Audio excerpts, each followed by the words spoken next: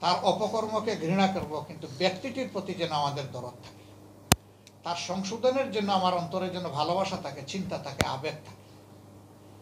এই জায়গায় যে যার ইচ্ছা মতো আমাদের সমালোচনা করুক, আমরা এগুলার পরোয়া করি না। যা করতে চায় করুক। আমরা দুনিয়ার কাউকে খুশি করার জন্য এই কাজগুলা করি না। কার জন্য করি?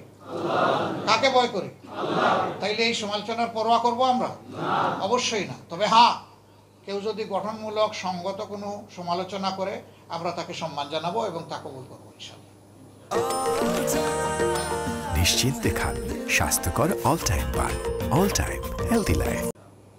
কেউ আমাকে যদি ড্যামেজ করার জন্য কোনো সমালোচনা করে, আর বিবেক যদি বলে যে আমি আল্লাহ তাআলার দেওয়া উসুলের উপরে আছি, উই ডোন্ট কেয়ার।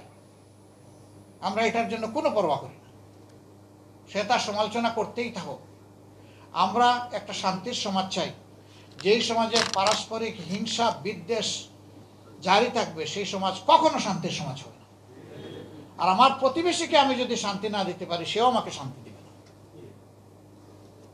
এটা দেশে হোক বিদেশে হোক, দেশীয় পরিসরে নিজেদের সাথে, অন্যান্য দেশের সাথে ফর্মুলা একটাই, যার যেটা হক সম্মানের সাথে তাকে সেটা দিতে হবে, তার পাওনা তাকে পৌঁছে দিতে হবে।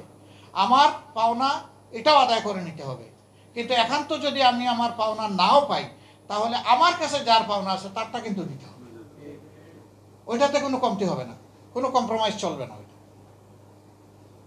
সম্মানিত ভাই বোনেরা, এই ময়দানটাকে আপনারা চাষ করুন।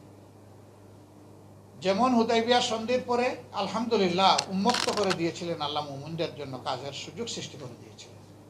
এখন আমরা মনে করি দীর্ঘ জুলুম অত্যাচারের পরে এখন সেই রকম একটা পরিবেশ এসেছে। এইটার কদর যদি আমরা না করি, সম্মান যদি আমরা না করি, সদ্ব্যবহার যদি আমরা না করি, আল্লাহ তাআলার দরবারে আসামির বেশে আমাদেরকে হাজিরা দিতে হবে। আমরা পারবো তো ইনশাআল্লাহ?